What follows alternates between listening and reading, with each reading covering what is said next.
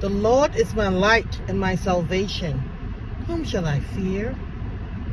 Psalms 27, verse 1. I'd like us to talk a little bit about that this morning, this 13th day of August 2024. Letting the Lord be your light and your salvation.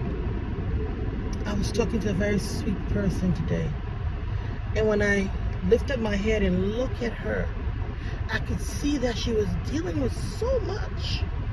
She had a beautiful smile on her face, but you could tell that life was having its toll. And I said, you know what? Don't lose hope. Don't be discouraged. God has not left you. And I was looking at the Psalms, what to discuss for this morning. And Psalms 27, verse 1 stood up to me. This is Magdala with a Time for God, presenting the Under 5 Minutes at 5 a.m. Motivationals. Psalms 27, verse 1 is what we're talking about. The Lord is my light and my salvation. Whom shall I fear? Well, in order for us not to be afraid because the Lord is our light and salvation, we need to use that light. Like when you're in the dark, if you have a flashlight, it guides you. Let God be the light you look to. Let God be the light that directs you to where you go. Don't let people have the final say. Don't let situation bring you down to the extent that you feel like hope is gone, because hope is never gone. Trust in God with your whole heart. And like I said to that friend of mine, that dear friend of mine, it's not over. You're not done. God is not done with you. He is your salvation. And so there ain't no one for you to be afraid of.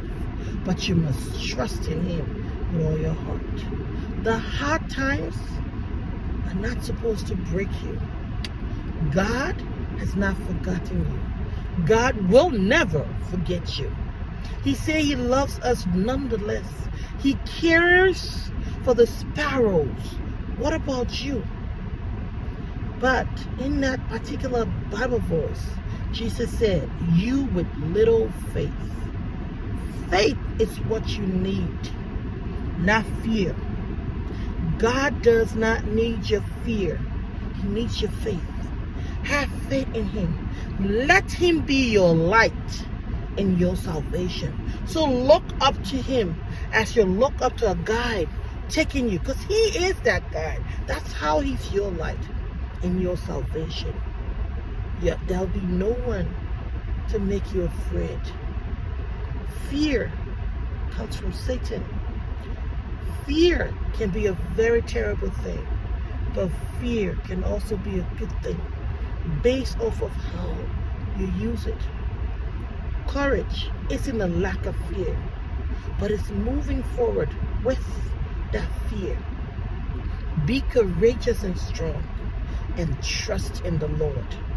This is Magdala with the Under 5 Minutes at 5 a.m. Motivationals. Do have you a wonderful day, and I'll see you tomorrow, God's willing. Bye-bye.